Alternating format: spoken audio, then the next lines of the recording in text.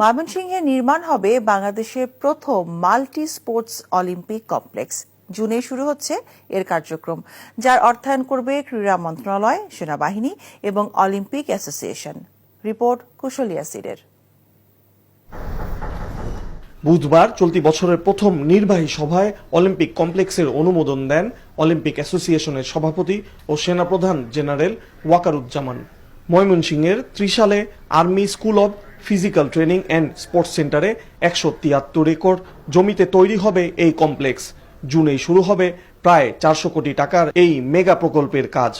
4 থেকে 5 বছরের মধ্যে এই প্রকল্পের কাজ শেষ হবে বলে ধারণা করা হচ্ছে। ময়মনসিংহের ত্রিশালে আমাদের ওখানে একটা স্কুল আছে, আর্মির স্পোর্টস স্কুল আছে। ওখানে 173.59 একর জমি আছে, যেটা সেনাবাহিনীর আওতায় আছে। সেটাকে সেনাবাহিনী প্রধান দিতে চাচ্ছেন। বাংলাদেশ অলিম্পিক অ্যাসোসিয়েশনের সাথে কোলাবোরেশন করে যদি এখানে ইন্টারন্যাশনাল লেভেল একটা কমপ্লেক্স করা যায়।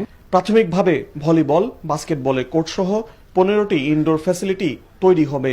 এই মেগা প্রকল্পে 3টি আউটডোর মাঠ থাকবে। এটা অনেক বড় প্রকল্প। তো আপাততভাবে ইমিডিয়েট প্ল্যানের জন্য 400 কোটি টাকা বরাদ্দ করা হয়েছে বা বাজেট ধরা হয়েছে, যেখানে বেসিক্যালি ইনডোর স্টেডিয়াম তৈরি করা হবে। 15টা আইডেন্টিফাই করা হয়েছে, যেগুলো সেখানে আমরা হাউজিং করতে পারবো এবং কম্পিটিশনগুলো অ্যারেঞ্জ করতে পারবো, ন্যাশনাল এবং international both. Bangladesh games, South Asian games সহ আন্তর্জাতিক ইভেন্টগুলো অলিম্পিক কমপ্লেক্সে আয়োজন করার লক্ষ্য। Kushal Yasir, NTV news, Dhaka. Bundle থাকলে প্রতি সেনমানিতে টাকা বাঁচবে। বিকাশ সেনমানি বান্ডেল কিনে জিতুন প্রতি লেনদেনে।